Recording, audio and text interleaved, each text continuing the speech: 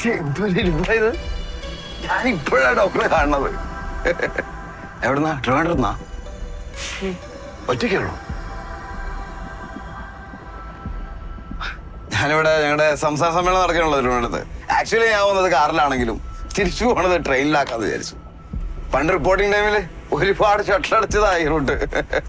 അപ്പൊ കുറച്ച് നൊസ്റ്റൊക്കെ അടിച്ച് പോകാന്ന് വെച്ചു. ഡോക്ടർ എന്താ ഇവിടെ ട്രിവാൻഡ്രത്ത്? മരണം ഉണ്ടായിരുന്നു. ഒന്നല്ല, 2. നിങ്ങൾക്കറിയാം, അന്ന ചെറിയത്തും അവരുടെ ഗ്രാൻഡ് ഫാദറും സൂയിസൈഡ് ചെയ്തു. ഓ യെസ് യെസ്, ഞാൻ അറിഞ്ഞിരുന്നു. സമ്മേളനത്തിനിടയ്ക്ക് ബ്യൂറോന്ന് വിളിച്ച് പറഞ്ഞിരുന്നു. കഷ്ടായി പോയി.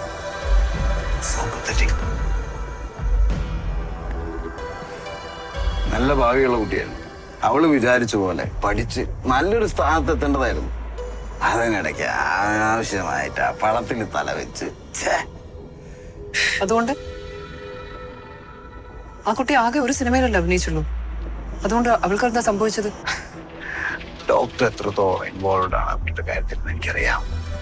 അതുകൊണ്ട് ഫാക്ട് അതല്ലാണ്ടാവുന്നില്ലല്ലോ. ഫാക്ട് ഈ അന്നാ ചെറിയത്തിന് എനിക്ക് നന്നപോലെ അറിയാം. ആ കുട്ടി 5 വയസ്സുള്ള സമയം തൊട്ട് എനിക്കറിയാം. നിങ്ങൾക്കറിയാവോ? ഒരു കാര്യമില്ല. 14 വയസ്സ് മുതൽ 23 വയസ്സ് വരെ ഡോക്ടർ അവളെ കണ്ടിട്ടുണ്ട്. ഒരു സ്ത്രീ അവളുടെ സകല ലക്ഷണങ്ങളും കാണിക്കുന്ന പ്രായം. അവളെ വെച്ച് പടം ചെയ്ത രാംമോഹൻ ഡയറക്ടർ എന്റെ സുഹൃത്തെന്ന് പറഞ്ഞ അയാൾക്കല്ല തോന്നിയാസങ്ങൾ ഒരുമിച്ച പാർട്ട്ണർ ഇൻ ക്രൈം. സ്ത്രീ വിഷയത്തിൽ എന്റെ ഗുരുവാണെന്ന് വേണമെങ്കിൽ പറയാം.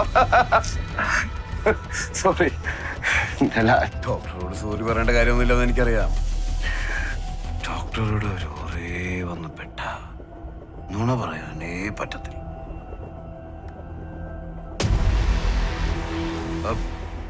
അപ്പൊ ഞാൻ പറഞ്ഞു വന്നത് എന്താന്ന് വെച്ചാ, രാംമോഹൻ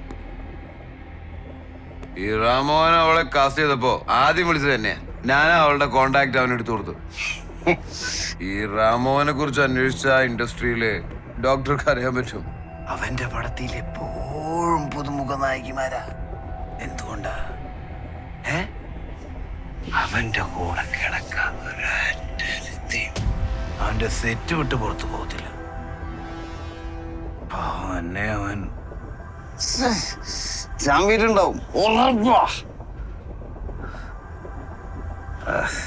ഡോക്ടറും ഡോക്ടറുടെ കൂട്ടുകാരും അവളെ ഒരുപാട് പ്രൊട്ടക്ട് ചെയ്ത് കൊണ്ടുകിടക്കാൻ ശ്രമിച്ചു അല്ലേ?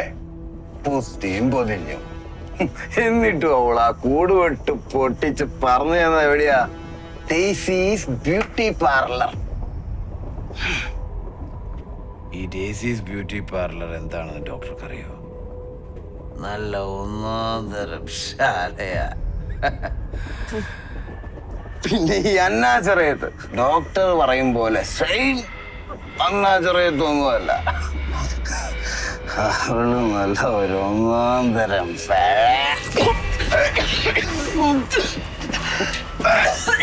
ഡോക്ടർ. ഓക്കെ,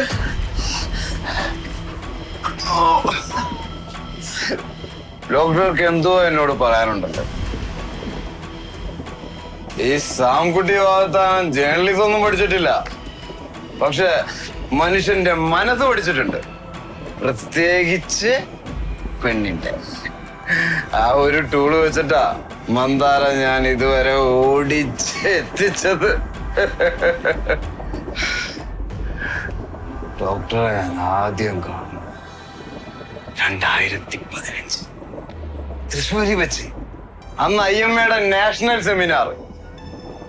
ഡോക്ടർ മുടിയെല്ലാം ക്രോപ്പ് ചെയ്ത് ഒരു റെഡ് സാരി എടുത്ത്.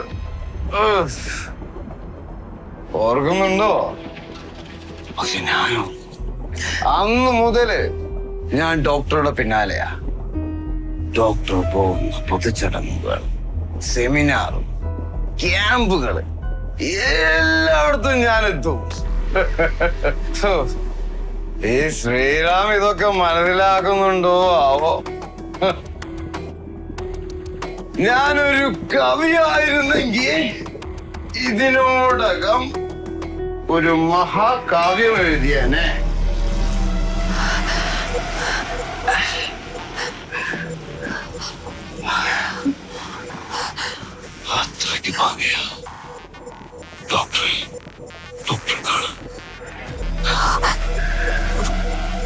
ഡോക്ടർ അമല ശ്രീറാമയ്ക്കുള്ള എന്റെ നാൾ വഴികൾ ഈ ചിത്രങ്ങൾ സാക്ഷ്യം വഹിക്കും. ഇത് നിങ്ങളുടെ നമ്പറാണോ? ഇത് എന്റെ ഒരു നമ്പറാ. ഈ ഡോക്ടറെ കൂടെ ഡോക്ടർക്ക് എന്തോ എന്നോട് പറയണ്ടല്ലോ. ഒരു പഴയ കഥ. ഒരു അച്ഛനും അമ്മയും കുഞ്ഞും കോഴിക്കോട്ടേക്ക് പോയിരുന്നു തീവണ്ടിയില്. ഇതുപോലെ ഒരു പാലെത്തിയപ്പോ ആ പാലം പൊളിഞ്ഞു. ഇന്ന് വെള്ളത്തിൽ 3 ബോഗി പോയി. ആ കുഞ്ഞിന്റെ അച്ഛനും അമ്മയും അടക്കം 57 പേരാണ് മരിച്ചത്. രക്ഷപ്പെട്ടത് 2 പേര് മാത്രം. അതിലൊന്ന് നീ, മറ്റേത് ആ ചെറിയ കുഞ്ഞ്. ആ ചെറിയ കുഞ്ഞിന്റെ പേരെന്താന്ന് അറിയണ്ടേ? അന്ന ചെറിയത്ത്.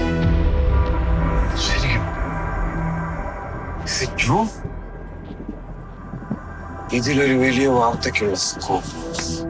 അതെ, ഇതാണ് വാർത്ത. ഇതാവണം വാർത്ത.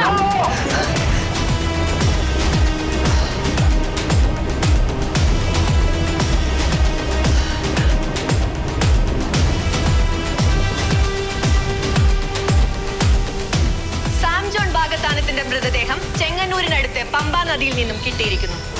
തീവണ്ടിയിൽ നിന്ന് വീണുള്ള സ്വാഭാവിക മരണം എന്നതാണ് പോലീസിന്റെ പ്രാഥമിക നിഗമനം. കൂടുതൽ വിവരങ്ങളുമായി വിനു ചേരുന്നു. സ്മിത പറഞ്ഞതുപോലെ ദുരൂഹതകൾ തുടരുകയാണ്. സാം ജോൺ ഭാഗത്താനത്തിന്റെ മൃതദേഹം കണ്ടെത്തി മറ്റ് നടപടിക്രമങ്ങൾ പുരോഗമിക്കുകയാണ്. ഡിവൈഎസ്പി ജോർജ് വർഗീസും 2 CIമാരും അടങ്ങുന്ന പോലീസ് സംഘം കഴിഞ്ഞ 2 മണിക്കൂറിലധികമായി CCTV ഫുട്ടേജുകൾ പരിശോധിച്ചു.